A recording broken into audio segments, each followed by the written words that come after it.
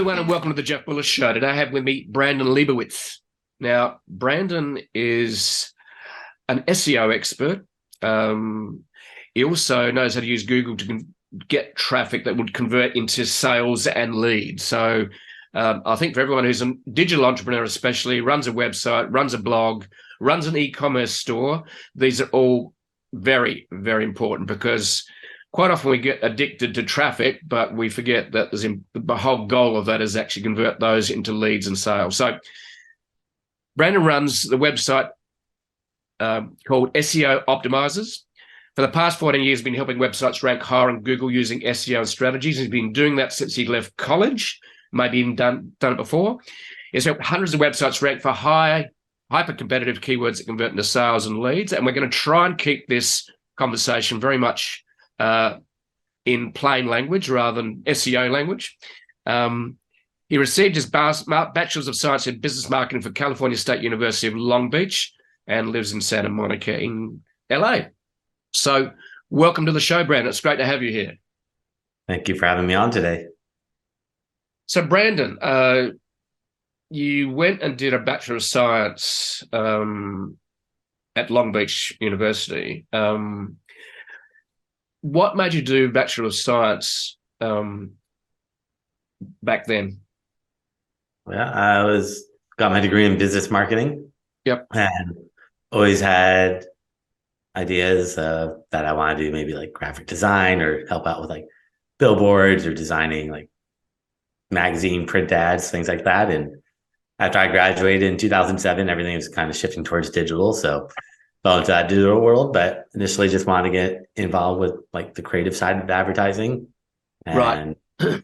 That was really what drew me into the business marketing degree. Right. So it's Bachelor of Science with business marketing. So I haven't heard of that combo before. So how's science then tip into marketing? I'm intrigued by that angle at the university as a sort of major, minor, whatever. Yeah, I'm not sure why they give you a BA, Bachelor's of Art, and then Bachelor's of Science, and then you pick your degree after that. But yeah, it's either BA or BS. Right. Okay. In the United States. Yeah. But yeah, right. I'm not sure. I guess science, because it is kind of like a science. It's not really an art with SEO. It's more of a science and applying what's worked and what hasn't worked and doing testing and things like that. But it's not technically a science, but according to the universities, it is. Okay, right. Okay. Yeah, it just doesn't matter which particular pot they put it in, it's fine. So so you said you're more interested in the creative side initially. Why was that? Was you like, the actual, were you a drawer at high school or school? What led you to sort of, or think that you're going to get more into the creative side rather than the science side? I like drawing and liked art, but wasn't my main focus in school. Wasn't the best at it, but thought it'd be fun to do copywriting or get creatives and put that stuff out to the world and try to just do marketing with the creative side of things, with the copywriting or graphics and imagery and visuals and things like that. Right. So, but the reality is with search, getting ranked on search engines is both a bit of an art and a science, isn't it? Mm-hmm. Yeah, it touches on both, definitely. But yeah, it's a blend of both because it's all about testing, trial and error, working at it and getting creative and trying to come up with new ideas and new ways to go about the SEO and digital marketing side of things. Yeah, because one of the interesting things I find about and SEO is very much about getting traffic and then making use of that traffic and generate leads and sales. But quite often you've got to come up with a very creative headline so that people go, I want to link to that, because a lot of search engine optimization is about getting people to link to your site to start to build your authority. So it's almost like starts with, well, it doesn't start, because the other part of the SEO equation is that you've got to be, for me, I'll tell a bit of a story here, in that I just started creating content without doing any keyword research. When I started my website blog in 2009, I just wrote about everything that interested me. I didn't do any keyword research. And yet over time, I started to create a lot of inbound traffic from search engines, because I'd created a lot of links, and that came down to writing the best headlines I could and creating the best content I could. But if you looked at my search phrases, they were all over the place. They were not done strategically. So let's maybe talk a little bit about that in terms of, if you're going to start doing an SEO project, where do you start? Where's Brandon start for the client? But we'll start off with the analysis of the website. Look at their website versus the competitors. Try to figure out what the disconnect is. Why are their competitors ranking and why are they not getting that traffic? And then from there, start implementing the changes, first by going in and doing keyword research, figuring out what keywords we want to put in their website. So not just putting any keywords in there, but doing keyword research using tools such as the Google Keyword Planner. It's a free tool from Google that will show you how many people search for that keyword every single month. So you can figure out, is this a good keyword, or should I use a plural or a synonym or some other variation? So usually start off with that and then go in and start adding these keywords in the different areas in the website and the coding. It's a little technical, but one place that you don't need to worry about, or that's not technical, is just adding text to the website. So Google feeds off text. The more text you have, the easier it is for them to read and understand and know what keywords you're targeting. So adding more text to every single page is something that you don't need to go in the coding. Doesn't require technical experience to just add more content, and that will help out significantly. Yeah. And I just read there was an 𝓬𝓪𝓻, which is a SEO tool. They put out a little PDF the other day, which listed, I think, 44 tactics for SEO. So that gives you a bit of an idea of how detailed you can be with SEO. So if you're going to be trying to rank on page 1 of Google, the challenges are many. Number one, how competitive a keyword is. And maybe can you talk about, if you're going to rank for a keyword that is very competitive, it's going to be a real challenge because you're competing against some of the biggest sites in the world. And it's like a recipe, isn't it? In other words, you've got to do a whole bunch of things to mix together to actually be able to rank for a keyword. So what's your strategy on keyword competitiveness? In other words, would you have a look at it saying, well, we're not going to go for the top ones, we're going to go for those that are around 50% or whatever it is. Can you talk a little bit about keyword competitiveness? Yeah, you want to find keywords that are good, that have search volume, but also aren't hyper competitive. So if you go in the Google Keyword Planner and you see a keyword gets a ton of search volume, I would then check that keyword in Google and actually search for it in Google and see who shows up on that first page of Google, because it might be a great keyword with a lot of search volume, but if it's just big corporations and you're a startup or a small mom and pop shop, it's going to be a little bit tough for you to compete for that keyword. So you want to find keywords that have websites that are ranked, that are similar in size to you. So if you're just a small startup and you're searching for keywords, you want to find keywords that when you search for them in Google, that there's not too much competition, that it's small mom and pop shops, because you want to compete with other people that are related or that are similar to what you're doing. The more competitive the keywords are, the more backlinks that you're going to have to build. And that just takes time, because backlinks are what ranks a website. But if you're a small or just a startup company, you're not going to have many backlinks, and it takes time to build backlinks. That's part of SEO that takes most time, is building up that trust from Google. And building up trust from Google is not easy. So I always go search in Google or search in the Google Keyword Planner for keywords that seem good, and then look for keywords that don't have the most search volume, but have the most relevancy. So finding keywords that are relevant, that have buyer intent, like you were talking about earlier, finding keywords that are actually going to get conversions. So if you're selling, like, let's say you're selling shoes or men's shoes, you might say, all right, shoes gets me a lot of searches, but if I rank for the word shoes, what does that mean? It can mean so many different things. It doesn't mean someone wants to buy shoes or men's shoes or women's shoes, or even ranking for the word men's shoes is going to get you a lot of search traffic, but how many people actually care about the type of shoes you have? Because you might be selling boots and people are looking for tennis shoes. So having the keyword like men's boots for sale, that's going to be a little bit more targeted if you're selling boots, because then it eliminates people are looking for tennis shoes or other variation. So just getting really specific, the more granular you get, the better. So like if you want to take even one step further, someone searching for men's boots, size 10, color brown, that's really specific. Not many people are searching for it, but the people searching, they have an intent that they probably want to make that purchase. They know what size, what color, what style. They're more at the bottom of the funnel, more likely to convert. But then I would still search in Google and see who shows up. If it's just a bunch of big corporate websites and I'm a startup, I would maybe then skip that keyword and try to dive a little bit deeper into something that has less competition. Yeah.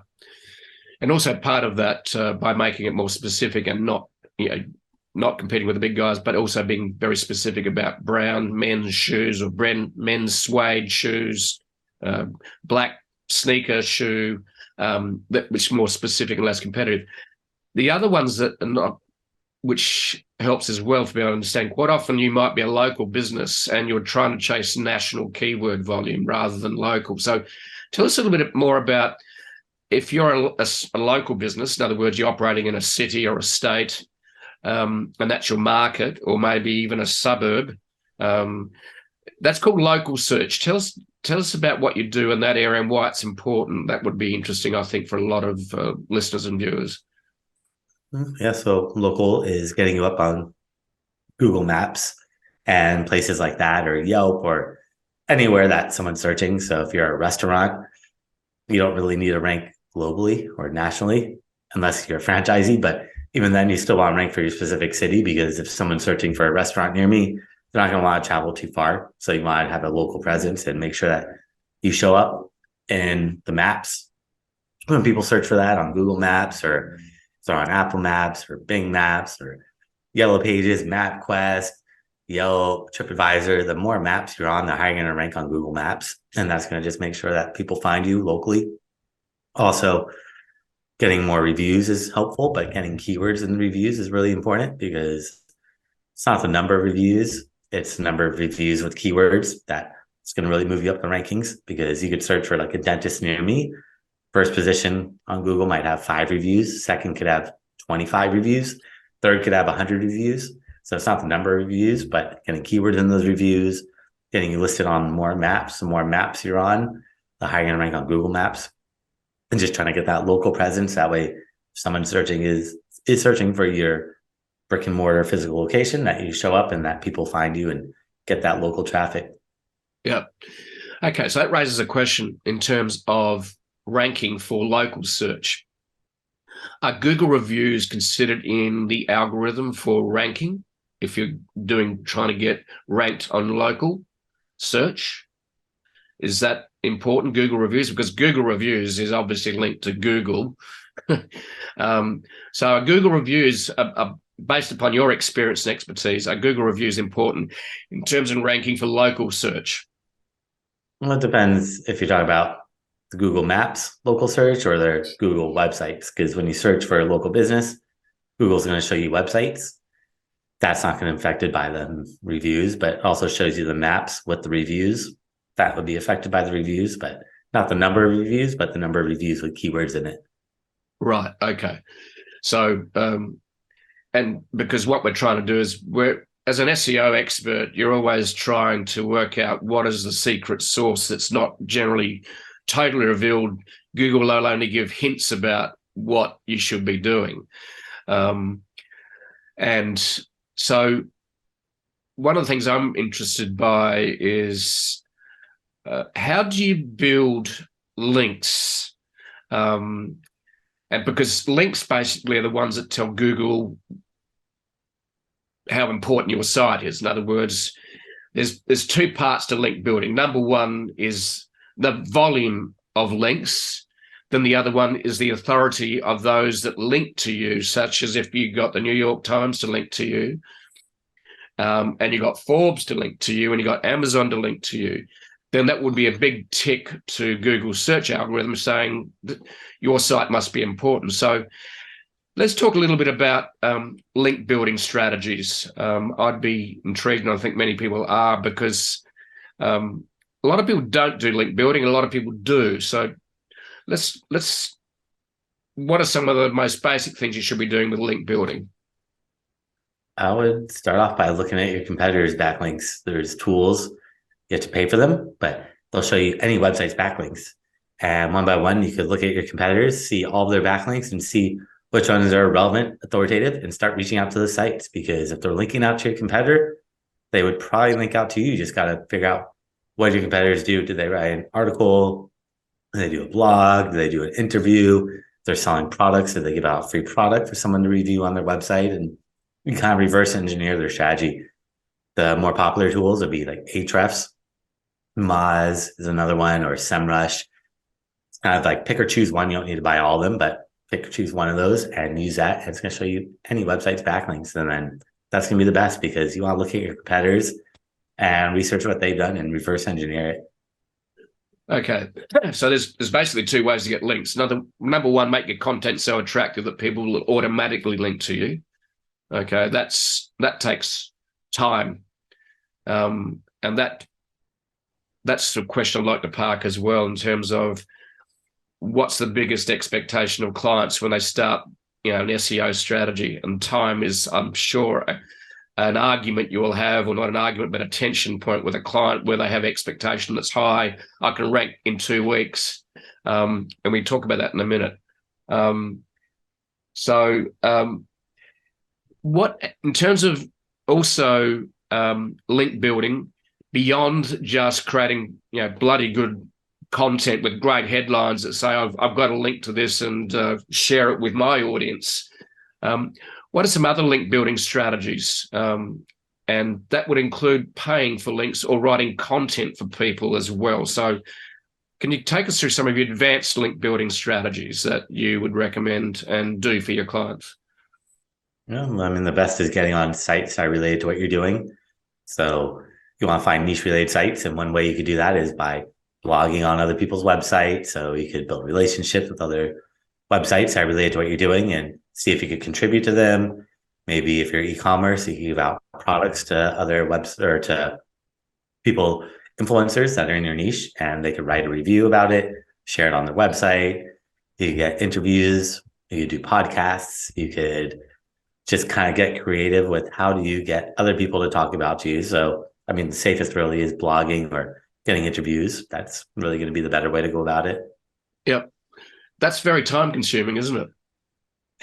Yeah. SEO is not the easiest. It does take a lot of time and work, but put that work in and Google rewards you. But yeah, it's no shortcuts, unfortunately. Okay.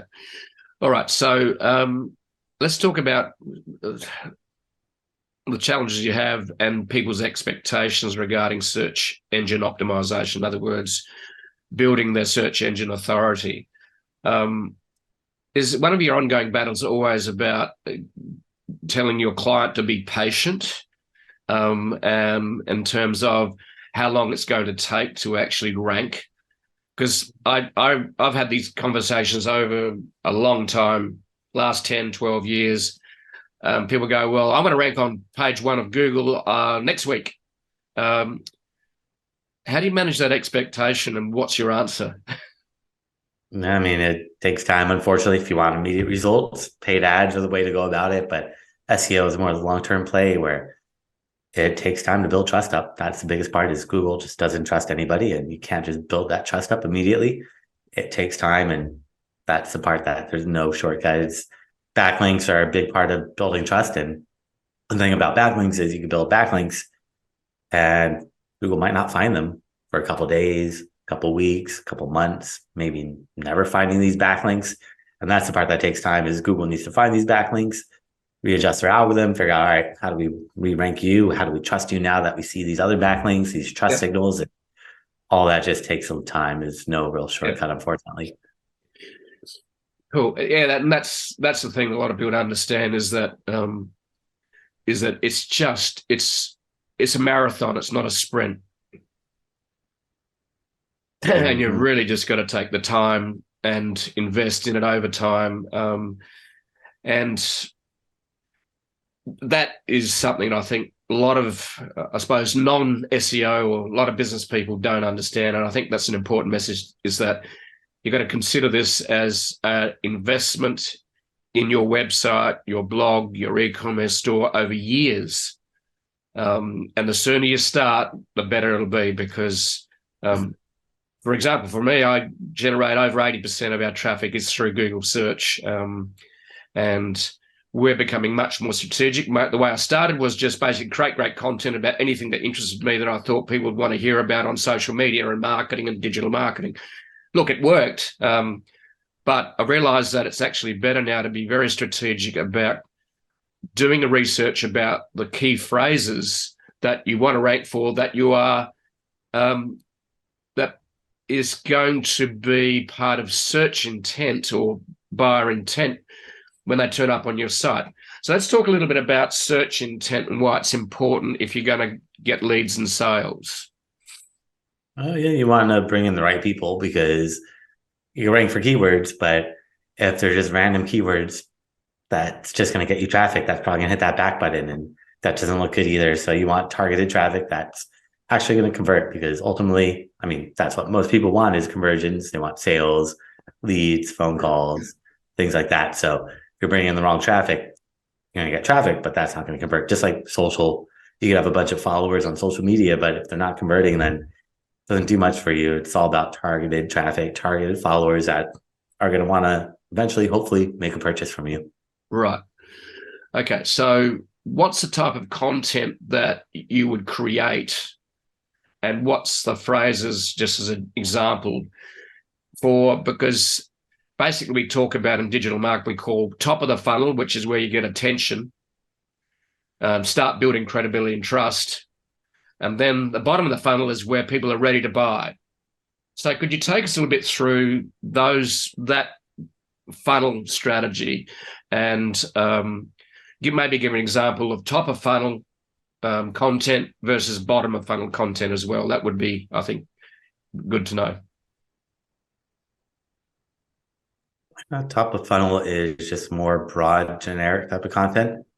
So it's just trying to capture a wider audience. It's going to be probably more broad, less or more competitive, those keywords, just because it's just really generic content. It's targeting specific keyword, but it's just an overall view generalization of it. So maybe if you're selling like tennis shoes, you could have an article about just shoes in general, and that could just get people interested in it.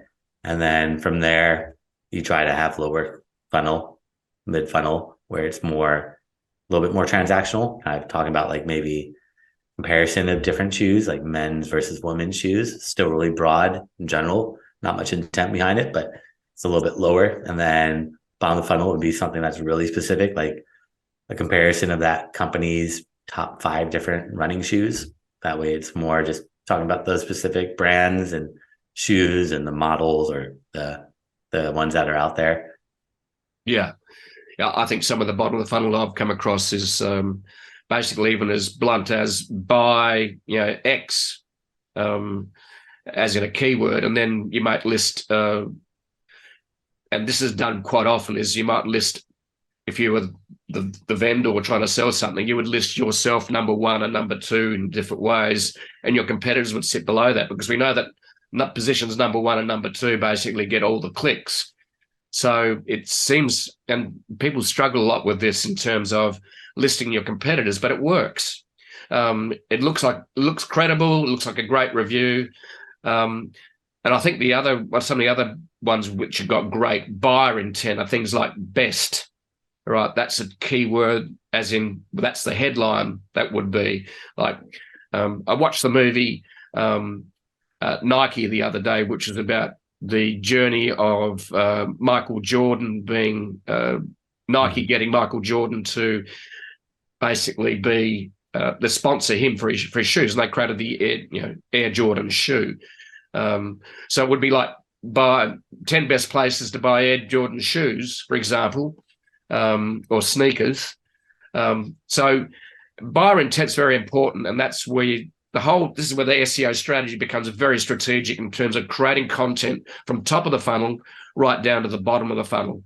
Because when people turn up, best of or buy, their intent, they've already done their research. They got their credit card out, it's sitting on their computer, and they're ready to go. Now that comes down to, and this is the other important, I'd be interested in your thoughts on this. Really great SEO works very well with great CRO. Now, I've used 2 acronyms which are really don't like to use generally. CRO is conversion rate optimization. In other words, have you optimized the page? You've got their traffic, you've got their attention, they've turned up, you're ranking for the first page of Google, or maybe it's second page. But once you get them to your page, this is where conversion rate optimization, which is where you make it easy for them to buy by having a call to action at the top of the page, for example. So what's your attitude to CRO, conversion rate optimization, to make sure that when you've got them on your page, you convert them? What are some of the key basics that you recommend to your clients? Yeah, I would make sure that, well, the website looks good on all devices, on mobile, desktop, Chrome, Firefox, Safari, Internet Explorer, tested on all the different platforms, but making sure that maybe on desktop versus mobile, the mobile version might be a little bit more simplified, less on the mobile because it's a smaller screen, less real estate, and just making sure it looks good and concise, and making sure all the important information is at the top of the page. When you look on the screen, whatever you see on the screen is called above the fold. Once you start scrolling, it's below the fold, and the majority of people never scroll down on a website. So making sure that all your pertinent information is at the top, like a call to action, value proposition, letting people know what's in it for me, maybe have some bullet points or video or stuff that's easy to digest, because people's attention spans are really short. And if you don't capture it, they're probably gonna hit that back button. So we want to make sure that the value proposition's up there. They understand what's in it for me. What benefits am I going to get from using your product or service? That's really important. And just having everything up there that needs to be up there at the top, above the fold. Below the fold, you could have more text and all the other technical features and specs, but above the fold should be clean, simplified, and just make it easy for people to read and know exactly what that page is about. Yep. Okay, cool. That's some really good tips there. Right. So another question I have is, we've seen the rise of video in terms of being important. How important is video for SEO? Because if you go to a Google search results page, quite often they seem to give prominence to sites that have video. So tell us a bit, what's your recommendation on the use of video for search and conversion, for example? I mean, when you search on Google, sometimes you'll see videos in the search results. So it's not just websites anymore that Google lists. They show images, videos, maps. When the videos appear, it's primarily YouTube, because Google owns YouTube. And they want to promote YouTube as much as they can. So if you have videos, I put them up on YouTube and try to optimize your YouTube channel, optimize your YouTube videos. That way you could just capture more of that free real estate on that first page of Google. And that's really going to help out, because people they don't want to read articles anymore or blogs. It's much easier to just hit play, have someone speak to you, and people would rather have that done than read a 500 or 2,000 word article. Yep. There's a phrase that's emerged in the last 1 to 2 years. It's called, and I didn't know what it was initially, I had to Google it to find out, TLDR. And because you mentioned that people don't want to read anymore. Too long didn't read is what that acronym means. So this is where you're talking about above the fold. You've got a call to action straight away, buy X right away, okay? Or top 3 places to buy X, right? Especially if you're doing affiliate, for example. So and for me, okay, so, and we're all wired differently. Some people prefer video, some people prefer text. I could read the text within an 8-minute video in about 40, 50 seconds, right? I could scan it, see what's important, done. Whereas I don't want to wade through 8 minutes of video to see something that's relevant to me. There's one other question that I'm intrigued by that has emerged in the last 6 months, and I'd be interested in your thoughts on it, Round. And it's the ChatGPT and AI. So where do you see the role of AI and ChatGPT in search currently, and also maybe in the future? I'd be interested in your thoughts on that, because there's one school of thought says if you create content with ChatGPT, Google knows it's written by AI and will discount it. Another school of thought says Google treats it as content because it's content. End of story. Don't care. So let's have a little chat about your thoughts on the role of AI in search, where it is today and where it's going. I'd be intrigued by your insights.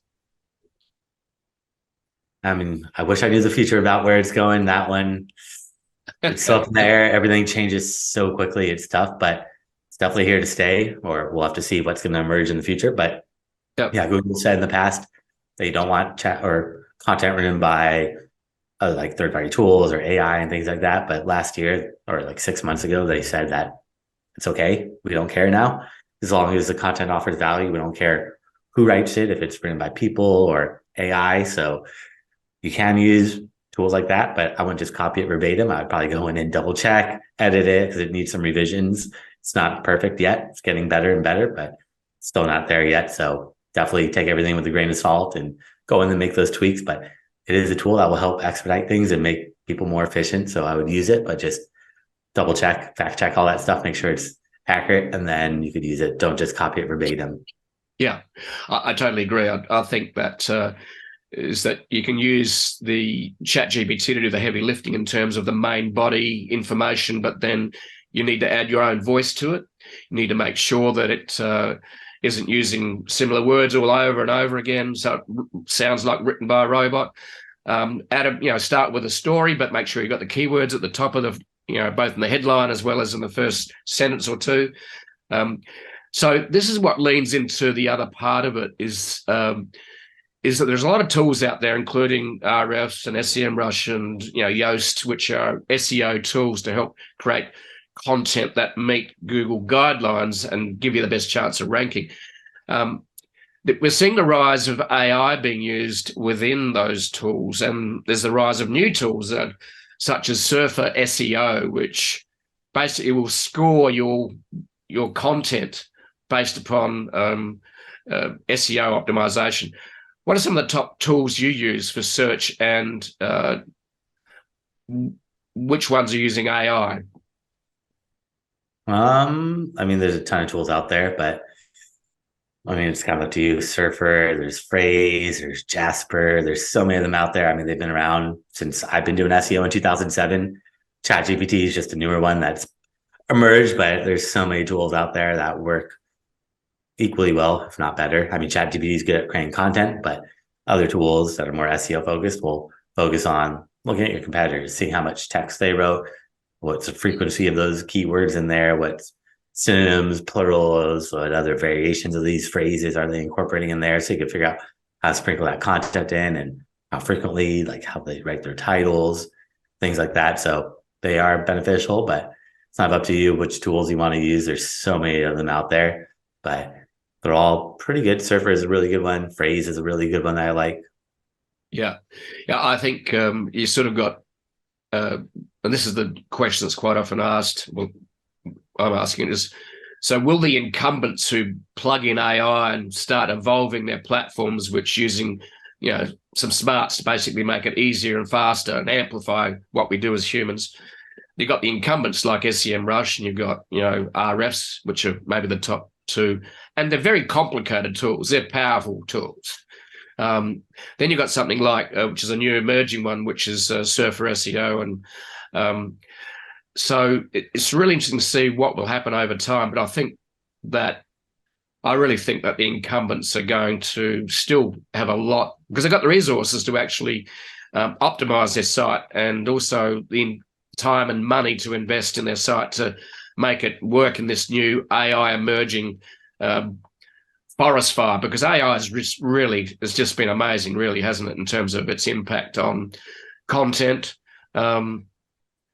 So I'd be interested, though, I know you maybe don't want to talk about it, but maybe you could, is that where do you think the future of search might go with AI and also search, such as Bing's been experimenting with a hybrid version, and Google's doubling down and they've brought out Bard as well, which is equivalent to ChatGPT.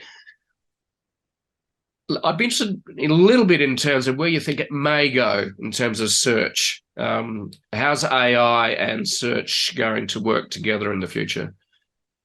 Yeah, that one I'm not too sure, because it changes so quickly as well that I don't even know what's going to happen in the next couple of days or weeks. It just keeps changing and changing. It's so dynamic right now that Yeah, it is really tough to predict what's going to happen, what's going to stick, what's going to resonate with people. But for now, I would just say stick with what you know. And Google still really runs the show and dominates in terms of traffic. And I mean, it's slowing down a little bit, but we'll have to see what they're going to do to keep that traffic and recapture it and get there. But you can't really do much with ChatGPT and other tools. You can't like buy. So if someone's searching for transactional product or keywords, can't really buy there yet. Maybe in the future they'll let you buy somehow, but right now you can't do that. So I mean, it's taken away from like basic like question answer type of content, but if you're trying to like make purchases, it'll give you recommendations, but you can't purchase from there. So you still got to search on Google where to buy those products or services or whatever it may be that you're looking at. So we'll have to see what happens with search and if it keeps on changing and it goes to AI or something else. But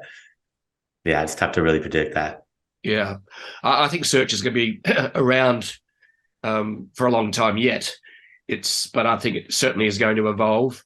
I think Bing's got a hybrid they're experimenting with, which is search on one side and then ChatGPT on the other.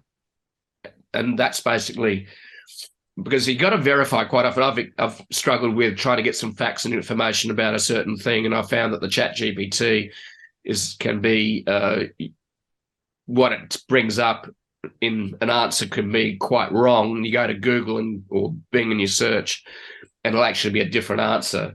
The challenge with that people need to understand with ChatGPT is it's been trained on data that's quite often 2 years old. So, and a lot changes in 2 years. So, and the other thing you mentioned too, which I think people don't, is that intent or buy is not going to happen very easily within ChatGPT, but there is some work being done with some major vendors, including travel sites, where it'll be embedded within ChatGPT and others. But yeah, it's early days. I think, like you said, we're just going to have to still stick to the basics. But I think what all of us have to do is we need to keep an eye on what's happening with AI, so that you can start to pivot when the direction starts to become clearer. And I think that's the thing we're going to do with a fast-moving tech world is you just got to continue to be aware and keep yourself up to speed, and still be doing the basics. So, yeah. So just to wrap it up, Brandon, what are some maybe some top tips you'd like to share about if you want to generate leads and sales through search? What are some of the things that you think are really important for business owners and entrepreneurs, marketing people to understand? What are some of the top tips that I think just are very, very important?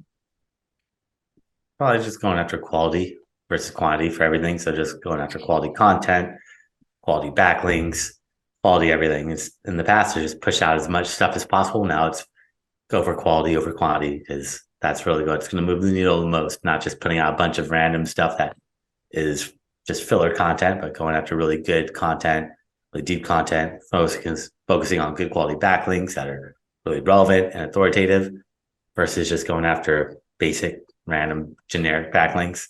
Yeah. Not going to really move the needle as much as it used to. So quality is so very important, but patience is also very important. Just understanding it all takes time for Google to readjust their algorithm to find and see all these changes and give you those rankings. A lot of people get kind of discouraged and wonder what's going on, but as long as you keep working it and building it up over time, Google's going to start trusting you more. But just don't get discouraged if you don't see those immediate results, because it does take time to get Google to trust you. It's not something you do overnight. Yeah.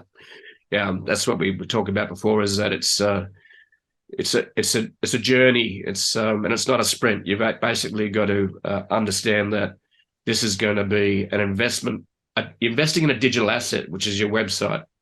And you've got to treat this as a journey of years. Yes, you'll get some results maybe in a month or 2 or 3, depending on where you are in the journey of being, have built Google authority. How many links have you already got and key phrases? So, yeah, I think that's great. In other words, quality over quantity and patience, I think, are very, very important. And being guided by people such as yourself to actually do the basics right, and for you keeping on the track. So, Brandon, how do people contact you? That's what's the best way?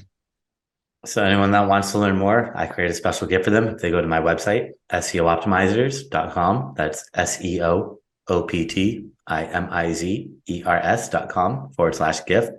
They can find that there, along with my contact information and a bunch of classes I've done over the years. I've thrown up for free, so they could see step by step how to do a lot of stuff that we talked about. And also, if they want to book some time on my calendar for a free website analysis, I'm happy to check out their website from an SEO point of view, and they could book some time on my calendar there as well for free.